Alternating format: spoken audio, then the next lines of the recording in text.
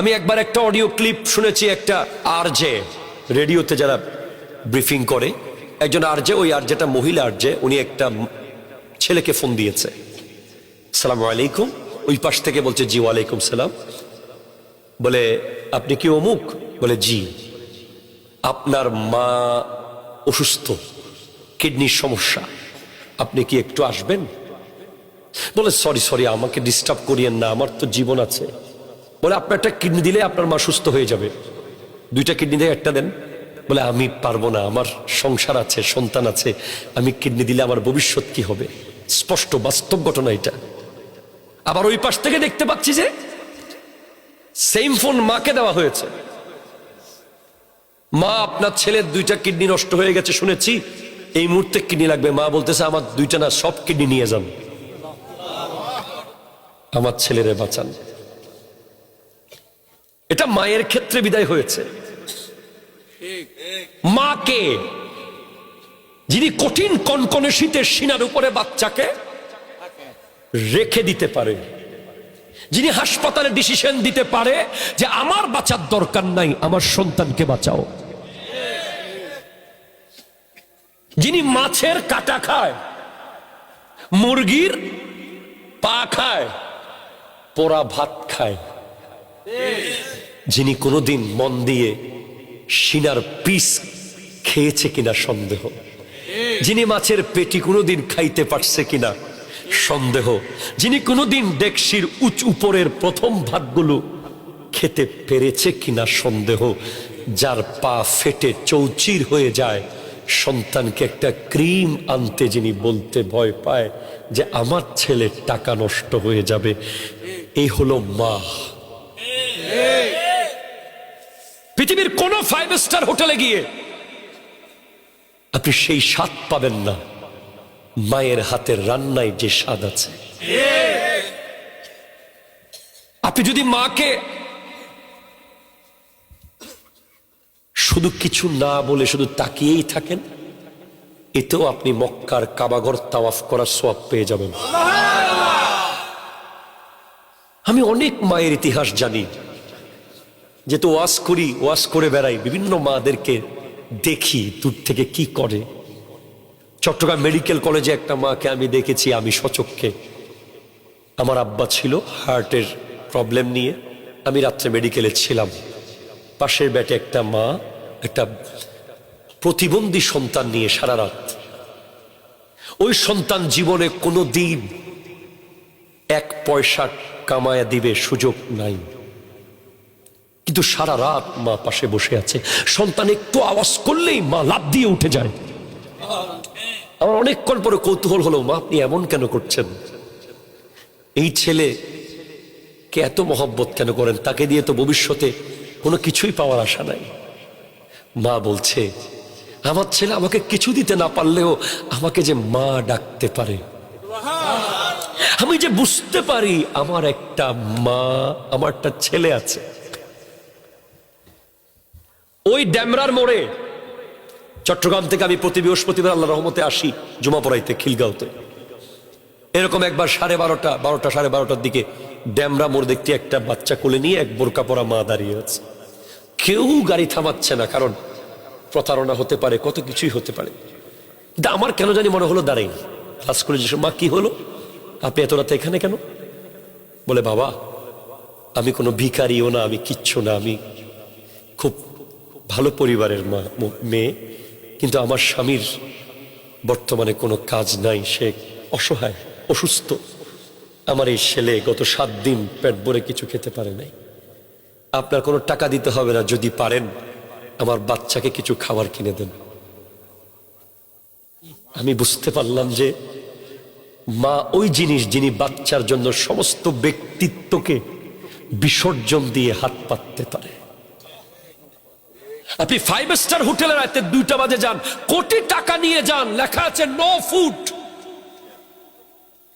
আর আপনি আপনার মায়ের কাছে যান, রাতে 3টা বাজেও খাবার আছে।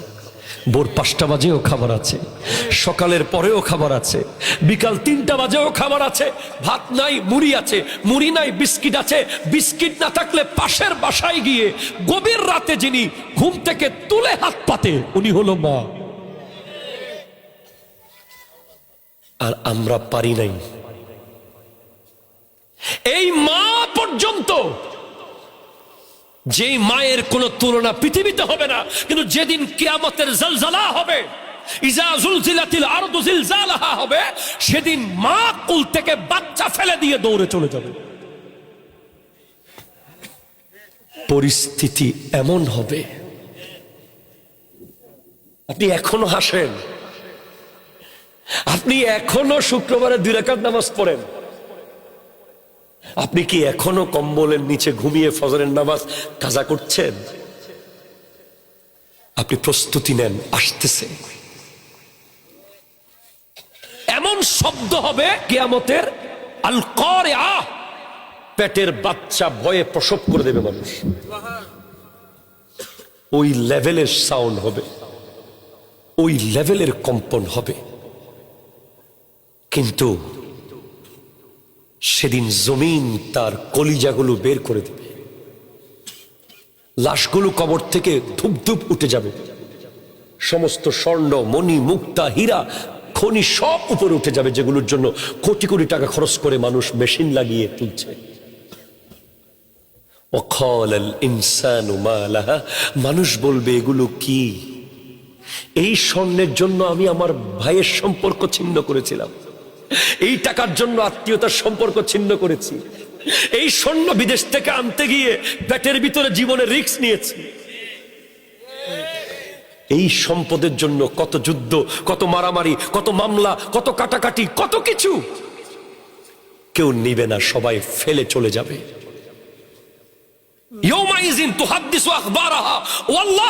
আজকের মাহফিলে যারা বসে আছেন, এই জমিন সেদিন আপনাদের পক্ষে বলবে যে আপনারা মাহফিলে বসেছিলেন। জমিন বলবে কোন জায়গায় দাঁড়িয়ে কি করেছেন, কোন দোকানে দাঁড়িয়ে কি করেছেন, কোন অফিসে বসে কি করেছেন, কোন ঘরে বসে কি করেছেন, কোন ভূমিতে বসে কি করেছেন। প্রত্যেকটা জায়গা জমিন কথা বলা শুরু করবে। বিআন্না রাব্বাকা আওহা লাহা, আল্লাহ জমিনকে ওহী করবেন। ইয়াউমাইযিন ইয়াসদুরুন নাসু আশতাতান লিয়ুরাউ আমালাহুম, মানুষ লাইনে লাইনে যেতে থাকবে তার আমলনামা দেখার জন্য। সারা জীবন বড় বড় স্ক্রিন দিয়ে আর্জেন্টিনার খেলা দেখেছেন, ঠিক কিনা? বলেন বলেন বলেন। জুমার দিন খতিব সাহেব 10 মিনিট বেশি ওয়াজ করলে ঘড়ির দিকে তাকাইয়া ঘড়ি খাই ফেলাইতে চাইছেন, আর ফুটবল খেলা দেখার সময় 90 মিনিট শেষ হওয়ার পর আরো 30 মিনিট, আরো 15 মিনিট, আরো প্রস্রাব বন্ধ, পায়খানা বন্ধ, সব বন্ধ। সেদিন আল্লাহ বড় দয়াবান, আপনি কতজনের জন্য কত কিছু করেছেন, সবাই ভুলে গেছে, কেউ মনে রাখে নাই। কেউ সেদিন বলবে না যে উনি আমার জন্য এটা করেছে, উনি আমার জন্য এটা করেছে, বলবে না। কিন্তু ফামান ইয়ামাল মিসকালা যাররাতিন খায়রান ইয়ারা, যে জররা পরিমাণ নেক আমল করবে আল্লাহ সেটাও তাকে দেখিয়ে দেবে। সুবহানাল্লাহ। আমরা কারো জন্য 1 কাপ চা খাওয়াইছি, সেটা কোনোদিন সে বলবে না। কাউকে আপনি একবেলা ভাত খাওয়াইছেন, কতজনরে খাওয়াইছেন, কোনোদিন বলবে না যে ভাত খাওয়াইছিস। কারণ এই পৃথিবীতে টাকা দেওয়া সহজ, প্রশংসা করা কঠিন, ঠিক না? কাউকে আপনি 10 টাকা দিতে পারবেন, কিন্তু কোন ব্যক্তির সাথে আপনার দ্বন্দ্ব থাকলে তার পক্ষে 1 লাইন বলা, এটার মতো কঠিন কাজ আর নাই। আর এটাই হলো সবচেয়ে বড় দানবীর, যে কোনো শত্রুর প্রশংসা করতে পারে। আমার নবী পারতেন সেটা। আমার নবীর ব্যাপারে বলা হচ্ছে, কোই আ যায় তলব সে ভি সিওয়া দেতে হ্যাঁ, আয়ে बीमार तो हर दुख की दवा देते हैं, गलियां देता है कोई तो दुआ देते हैं, दुश्मन आ जाए तो चादर भी बिछा देते। আমার নবীর কাছে কেউ আসলে তলব সে ভি সিওয়া দেতে হ্যাঁ, যা চাইতো তার চেয়ে বেশি দিতেন। আয়ে बीमार तो हर दुख की दवा देते हैं, একটা রোগের ওষুধের জন্য আসলে আমার নবী তাকে সমস্ত রোগের ওষুধ দিয়ে দিতেন। গালিয়াं देता है कोई तो दुआ देते हैं নবীজিকে কেউ গালি দিলে নবী তাকে হাত তুলে দোয়া করে দিতেন দুশমন आ जाए तो चादर भी बिछा देते हैं দুশমন যখন আসতো আমার নবী চাদর বিছিয়ে দিতেন তাকে বসার জন্য তাহলে ভূমিকম্প থেকে যদি বাঁচতে চান মহামারী থেকে বাঁচতে চান আগুন থেকে বাঁচতে চান মুসিবত থেকে বাঁচতে চান তাহলে একটা গাড়ি আছে যেই গাড়িতে চড়লে সফর আসান হবে মনে রাখবেন গাড়ি যত ভালো সফর তত আরাম ঠিক কিনা ভাই গাড়ি যদি আপনার ট্যাক্সি হয় ঠান্ডা বেশি লাগবে গাড়ি যদি কার হয় মোটামুটি গরম লাগার সুযোগ আছে গাড়ি যদি ল্যান্ড ক্রুজার প্রাডো হয় ঠান্ডা গরম দুইটাই আছে ঠিক কিনা কথা কন না আর গাড়ি যদি বিমান হয় আরো তাড়াতাড়ি গাড়ি যদি হেলিকপ্টার হয় আরো আগে আখিরাতে অনেকেই যাবে কেউ পোকার মতো উড়তে উড়তে যাবে কেউ তুলার মতো উড়ে উড়ে যাবে আর কেউ যাবে একেবারে মেহমানের মতো